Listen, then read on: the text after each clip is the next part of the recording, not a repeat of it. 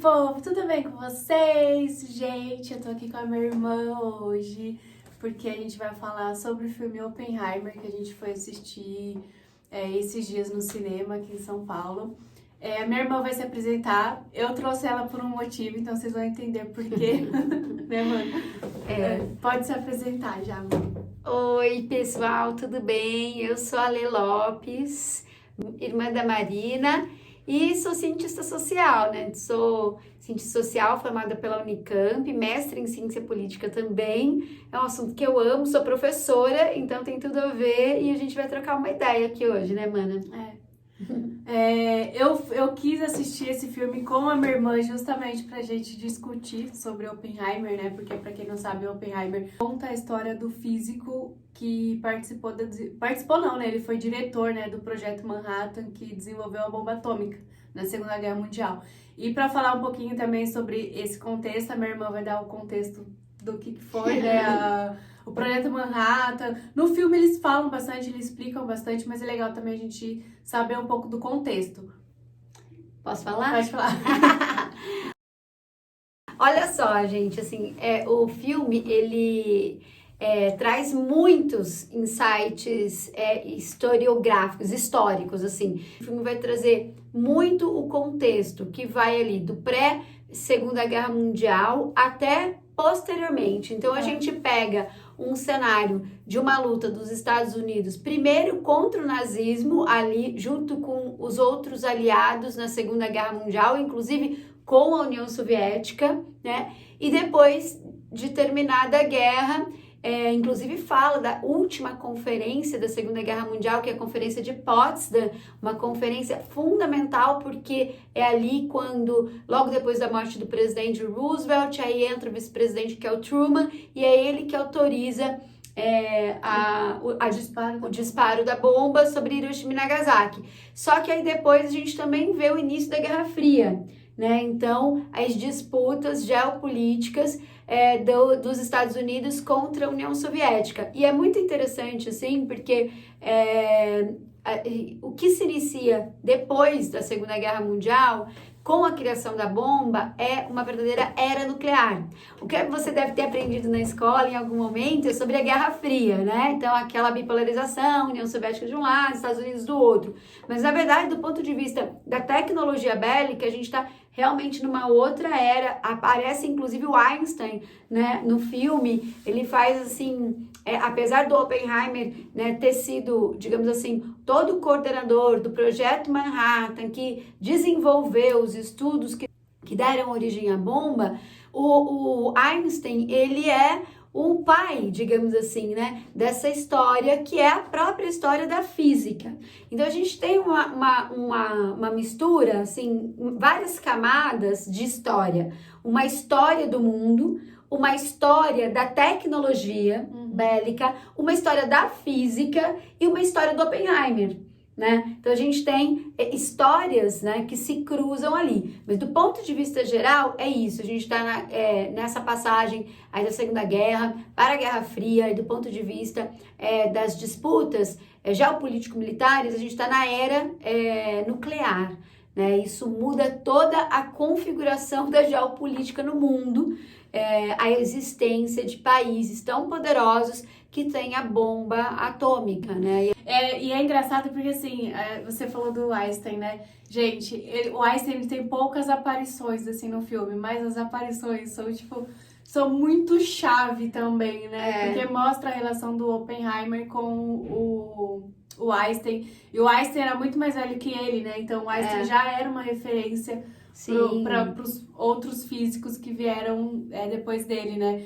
E ele tem algumas participações, assim, bem legais do ponto de vista de dar conselho, né? Tipo, de ser um guru mesmo. É muito legal. E o interessante da participação do Einstein, primeiro assim, que o ator que faz o Einstein, ele tem uma cara de Einstein. Tem uma cara de... E assim, a cara... perfeito. Bem caricato também, que é essa coisa de um cientista... meio maluco, assim, né, que tá descolado, inclusive. É legal isso, a história da física, para quem curte física, ciência. O filme é muito legal. Eu até fiquei com vontade de estudar física depois desse filme.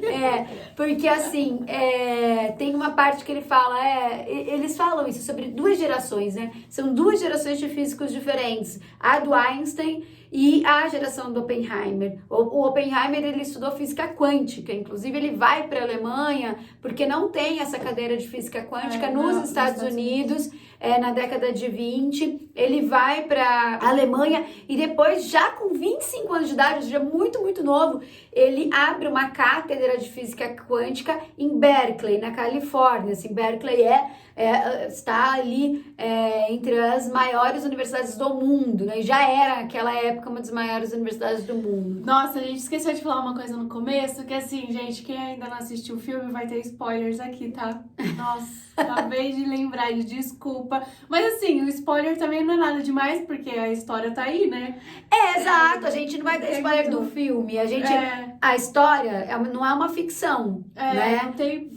É uma história baseada na vida de todas essas histórias que eu falei. A história da Segunda Guerra, a história da Guerra Fria, a história da era nuclear, a história do desenvolvimento da física. Então, qualquer um que começar a pesquisar sobre isso vai encontrar a história do filme. Então, eu acho que a história do filme, o filme é muito mais sobre como o filme foi feito, né? Porque a informação que o filme traz já tá aí, não é nova. Entende? É um filme, inclusive é uma adaptação de um livro, tá? Então todas as informações do filme, elas são públicas, elas são notórias, elas estão em qualquer lugar. Acho que a pegada do filme mesmo é a gente... Eu acho que é entender... a construção e entender as entrelinhas, né? Do que aconteceu nos bastidores. Também, Porque esse filme também fala não só sobre física, mas sobre... política também. Sim, muita. E muitas vezes o filme, ele dá essa mescla, né? Entre física e política, entre pesquisa, interesses políticos, econômicos. Então, gente, é um filme muito louco. Tipo assim, eu acho que sim, você tem que ter estudado o ensino médio aí, o segundo ano do ensino médio, você tem que ter, né? Saber o que foi a Segunda Guerra Mundial. Mas eu acho também que pra quem não entende muito sobre, consegue compreender o filme, né, mano? Sim. Consegue muito compreender o filme. Você vai ficar assim, tipo, às vezes meio boiando, tipo, o que tá acontecendo? Meu Deus, quem é essa pessoa? Mas dá pra entender. O filme, ele é um filme de quase 3 horas, eu acho que ele tem 2 horas e 47, sei lá, por aí. É quase 3 horas. Mas é um filme que você também não vê a hora passar. Né? O filme te prende muito, tipo, se você for assistir no cinema, que eu acho que você deve assistir no cinema, faz xixi antes, né? Evita ao máximo sair da sala. Impossível, impossível, cara. Você vai perder uma ponta, você dormir ali, piscou o olho. Não, acho que teve 2 vezes durante a sessão que a gente tava assistindo, que teve uma pessoa que passou na minha frente que saiu. Eu falei, gente, pelo amor de Deus, eu não posso perder. A pessoa demorou, tipo assim, 2 segundos pra passar na minha frente e eu já fiquei, pelo amor de Deus, eu vou perder essa cena. Então é um filme, assim, que tem um ritmo muito rápido. Então se você piscar mesmo, você perde conteúdo. Tem personagens entrando o tempo todo, vai se misturando entre físicos e políticos. E aí você não sabe quem é quem, você fica meio perdido, mas... E eu acho que, assim, essa velocidade do filme pode ser que seja intencional do diretor, porque, pensa, gente, o período que vai da década de 30, com o auge do Hitler ao poder, até depois da Guerra Fria, eu diria ali até a década de 60, são 30 anos extremamente tensos no mundo. Em 1962 a gente teve a crise dos mísseis, né? É claro que era presidente Kennedy naquele momento, do outro lado a gente tinha Khrushchev, então já tinha saído Stalin, já tinha saído Truman, Eisenhower, que foi o período mais tenso ali da geopolítica da Guerra Fria, mas essa intensidade, ela tá presente no filme. E também essa coisa que a Má falou, da ciência e da política. Cara, é isso. E o Einstein, ele fala isso, de certa maneira, né? Porque a ciência, ela, de certa forma, em vários momentos da história, ela vai sendo utilizada para justificar decisões políticas, né? Ela vai sendo justificada para disputar, para expor força política, né? Seja internamente nas relações políticas de disputa interna, seja na geopolítica internacional. Então, se a gente pega o final do século XIX, a ciência produziu as teorias raciais justificando que os povos negros eram inferiores e precisavam ser colonizados. Depois, a própria ciência alemã do contexto do nazismo também, e aparece isso inclusive, né? Assim, o quanto a ciência na Alemanha estava a serviço do nazismo. E não deixa de ser diferente como que a ciência nos Estados Unidos também estava a serviço desse interesse dos grupos que estavam no poder naquele momento, né? Então, inclusive tem um diálogo no filme entre Truman, spoiler agora. Atenção, spoiler. Tem um diálogo entre o Truman e o Oppenheimer depois do lançamento da bomba, e aí o Truman fala, cara, quem lançou a bomba fui eu. Não foi você. Você pode ir para casa, não precisa ficar traumatizado, porque fui eu que autorizei o uso da bomba. Você criou, mas quem usou fui eu. Mais ou menos ele coloca isso. E ali naquele momento, dá para perceber nitidamente o uso político da ciência. Sim. Né? Então, esse uso, essa manipulação política do desenvolvimento científico, né, é interessante. Outra coisa interessante também, só eu tô falando aqui nesse vídeo, gente, pelo amor de Deus. Outra coisa interessante também é assim, outros físicos, há muitos físicos no filme. Sim, gente, eu não sei quantas pessoas de fato participaram do Projeto Manhattan, eu acho que a gente pode pesquisar e colocar aqui na tela depois, se aparecer na tela significa que a gente pesquisou a quantidade de pessoas. Mas assim, foram muitas pessoas. Sim, muitas. sim. Assim, é um projeto, Sei lá, de 2 bilhões de centenas. dólares. 2 bilhões de dólares em meados do século XX, né? E um projeto de 3 anos. Foi o principal projeto de segurança nacional dos Estados Unidos e totalmente secreto, né? Isso também, ninguém sabia da existência da bomba. Então, tem muitos pontos nessa história e o filme coloca todos esses pontos pra gente. Só que, em alguns momentos, ele não liga os pontos que ele coloca.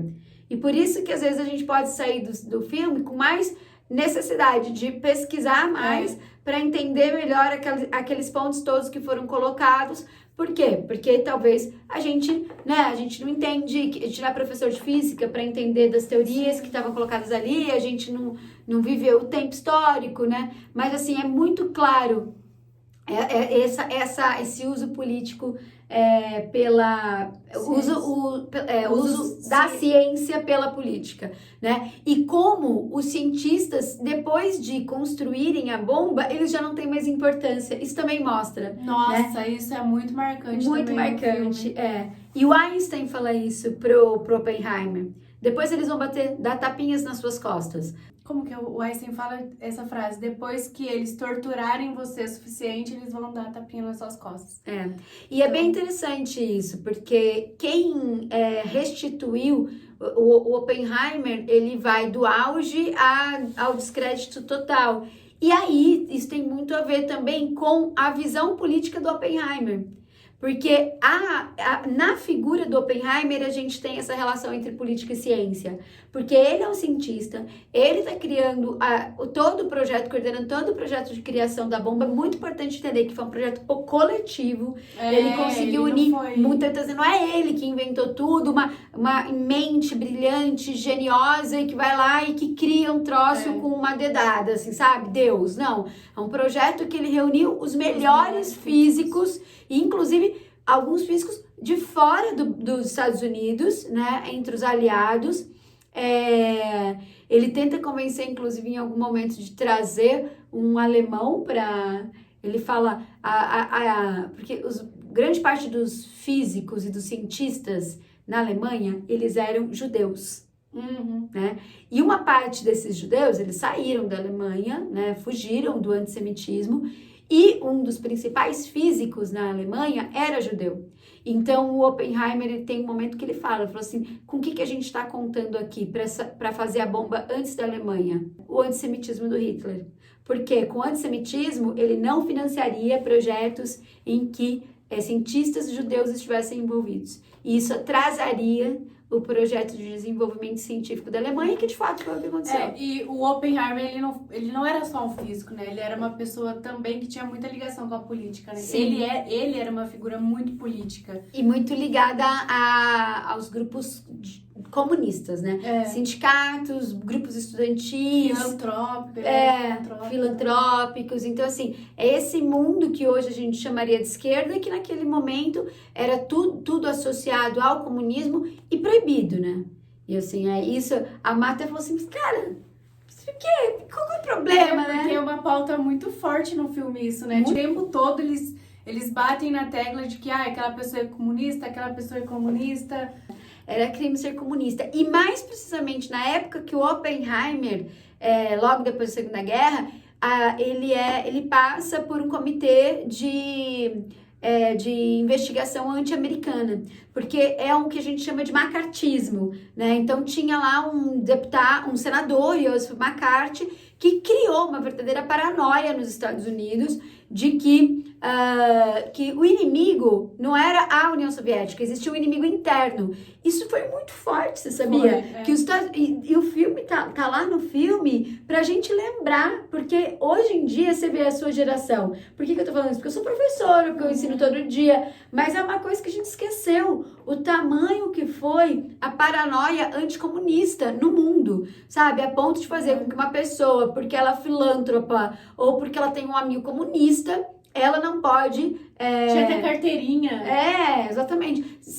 Ela não pode existir, porque o Comitê de Atividades Anti-Americanas era para tentar descobrir, entre aspas, os comunistas escondidos entre os professores, a burocracia do Estado, né?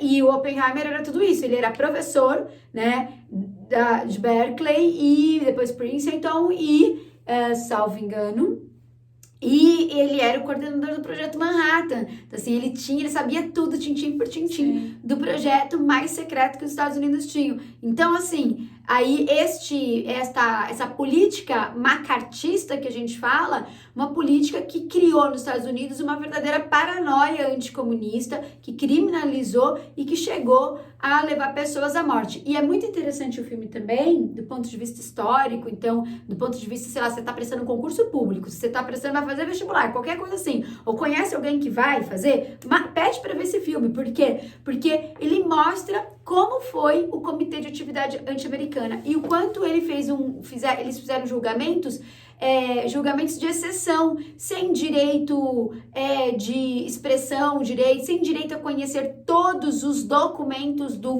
um julgamento, de modo que impedia a defesa de realizar uma defesa correta, uma defesa mais eficaz. Então, a pessoa que estava sendo ali acusada, ela estava praticamente sendo acusada e julgada ao mesmo tempo. Então, e uma criação de um anticomunismo que na prática a gente vê que não existia, né? Tanto que, assim, não mostra no filme mais todos esses julgamentos todos dessas comissões de atividades anti-americanas foram anuladas pela Suprema Corte dos Estados Unidos. Só que, inclusive, muita gente já tinha morrido, né? Perdido o direito de trabalhar, perdido a carteirinha profissional, sido banido do Estado, ou preso, ou até alguns casos pena de morte. Então, o filme, ele tem uma densidade que também quer passar essa densidade da época histórica. É um filme tenso que você fica... Você fica paralisado, assim, assistindo. Você fica muito vidrado.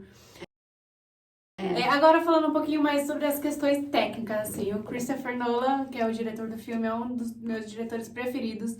Ele só faz filme diferentão, assim, os filmes dele nunca são filmes comuns. Exemplo, Interestelar, que tem viagem no tempo. Tem uma pegada toda de física também. Que também tem uma pegada de física. Einstein ali, porque é a dimensão espaço-temporal.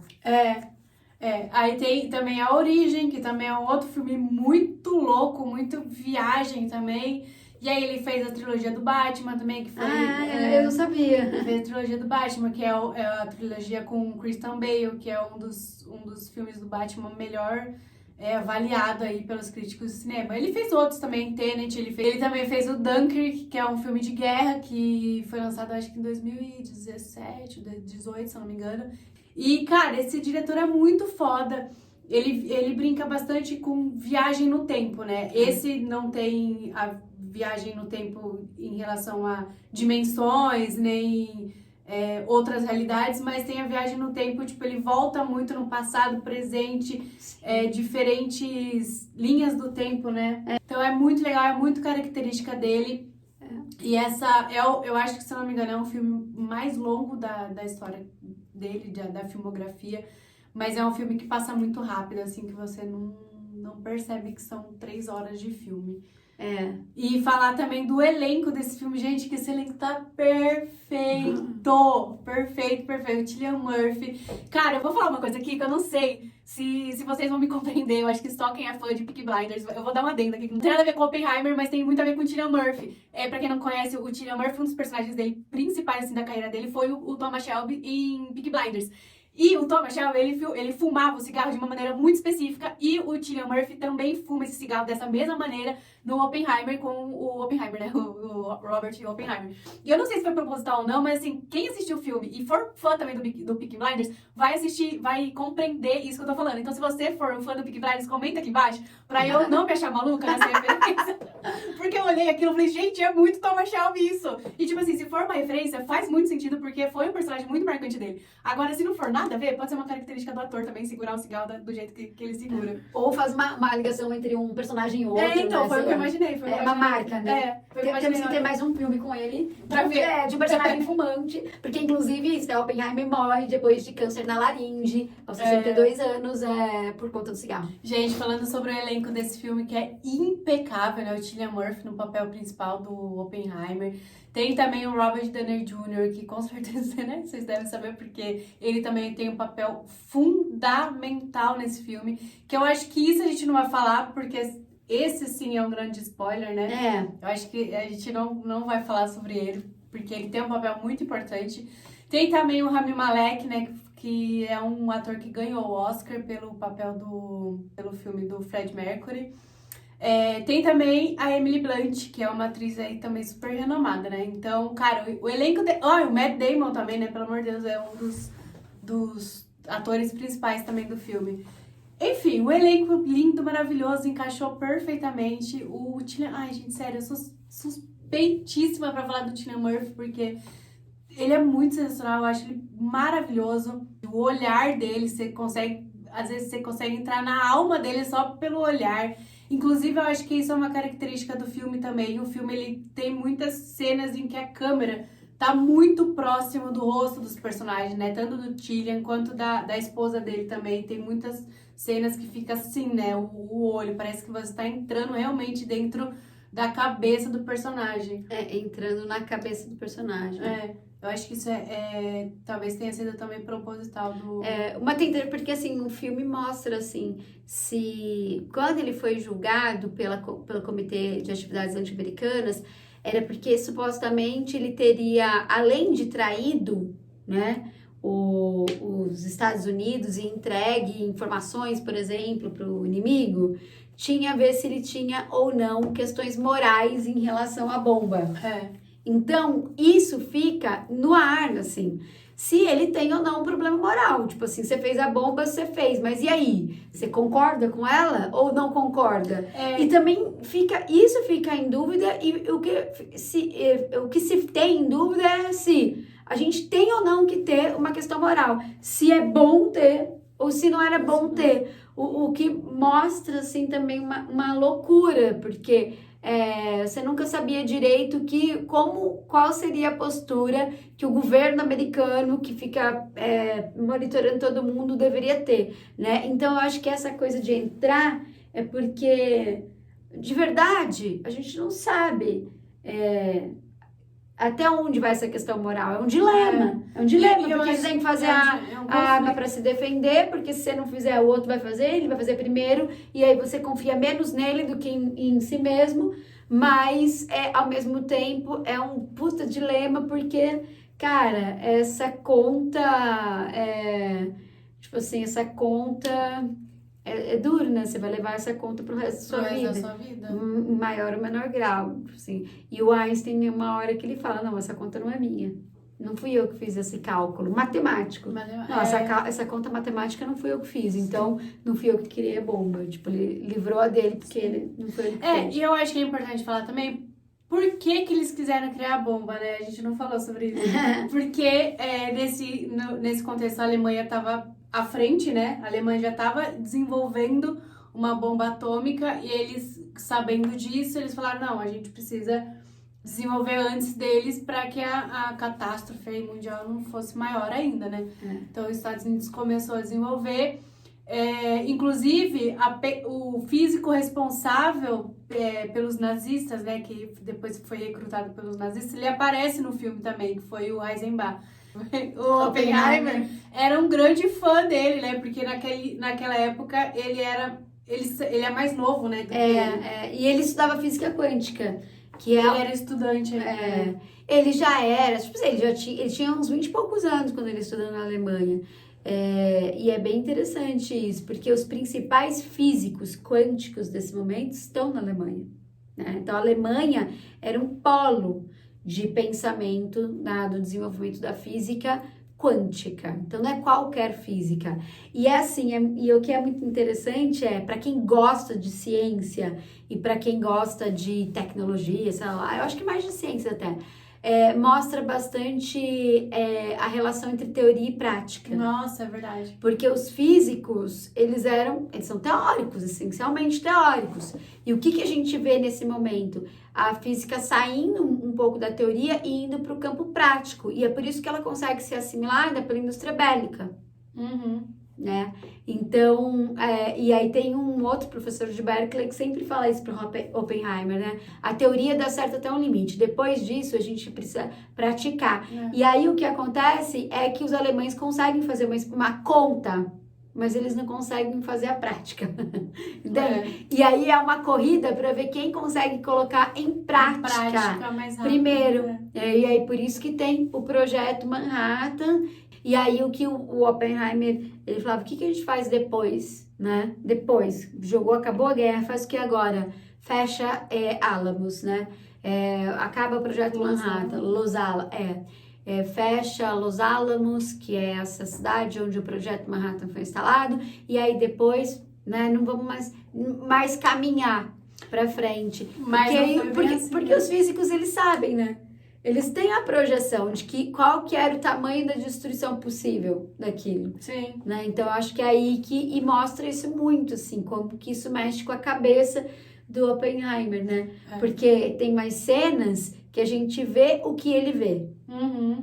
Né? Tem umas cenas que isso que a Má falou, que entra, assim, perto, quer tentar entrar na cabeça dele, mas também, quando vai passando um pouquinho o filme, que a gente vai conseguindo entender melhor o personagem, melhor a história, aí a gente começa a ver o que ele vê. Então, é um mundo que se desintegra. Eu acho que é muito essa noção da capacidade destruidora da bomba atômica, né? Porque a bomba atômica, ela tem uma capacidade de destruir, de fazer as pessoas sublimarem, né? O calor, as pessoas simplesmente desaparecem. Não é que elas queimam, só elas queimam e desaparecem. Sim, nossa, e falar em bomba, cara, esse filme, ele é tão tecnicamente, assim, perfeito que na hora, assim, ele tem... A trilha sonora do filme é impecável. Eu acho que a trilha sonora também ajuda você a ficar vidrado no filme, porque eu acho que tem poucas cenas em que não tem trilha, e as cenas que não tem trilha também são sensacionais. Agora é spoiler, tá? A parte em que a bomba explode, fica completamente silencioso. Sim. E aí eu acho que fica assim, sei lá, uns 30 segundos, 40 segundos silencioso. E aí você fica assim, mano, juro por Deus, naquela hora meu coração tava acelerado, assim, porque é tão tenso na hora que eles vão fazer o teste, o primeiro teste, o último teste, né, na verdade, antes da bomba ser lançada. E, cara, é muito tenso. Parece que você tá ali no local sentindo o que eles estão sentindo, aquela tensão no ar, tipo... E eu acho que o silêncio pode ser uma representação simbólica de como a bomba deixa um vazio onde ela tá. Interessante. Então, ela explode, queima, sublima tudo. E acaba.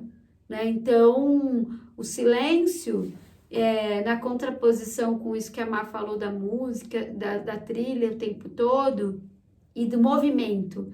Porque nessa cena é a cena do silêncio e é uma cena parada, assim. Que você só vê o cogumelo, né? Que é a característica da bomba atômica, o cogumelo de fumaça subindo, fumaça e fogo, e aí o silêncio, e eu acho que fiquei pensando muito nisso também, né? De como ela é capaz de esvaziar um espaço. Então, acho que é bem chocante mesmo essa cena. Mas assim, não tá desconectada, porque para ela ter todo esse efeito, você precisa ter toda a relação com o filme para que o silêncio faça sentido. Tenha esse impacto, né? Porque essa cena no começo do filme tem toda uma construção para que chegasse nesse ápice, né? No ápice do filme, que realmente é o momento que a bomba explode. É, verdade.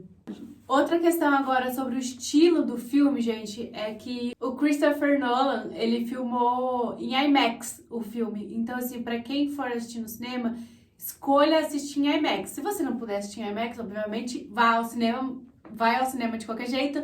Mas se você puder, assista em IMAX, porque a experiência, com certeza, vai ser muito mais imersiva dentro do filme, por essa questão do áudio, da imagem. Então vai ser com certeza vai ser uma experiência muito mais muito mais imersa mesmo ao filme. A cor também, né? A cor também é muito característica. Você vai ver que no filme tem passagens preto e branco e passagens coloridas. O preto e branco refere-se ao que o Strauss está contando no filme, né? Então o preto e branco é referente à visão dele sobre o que aconteceu. E o colorido é a visão do Oppenheimer mesmo. Ou a visão não só do Oppenheimer, mas a história, né? Porque tem uma coisa assim que são camadas também, né? Um filme cheio de camadas, assim, que vão sobrepondo. Mas a camada porque não tem o Oppenheimer falando propriamente, entende? Tem ele enquanto um personagem onisciente, no sentido de eu sei o que eu tô falando.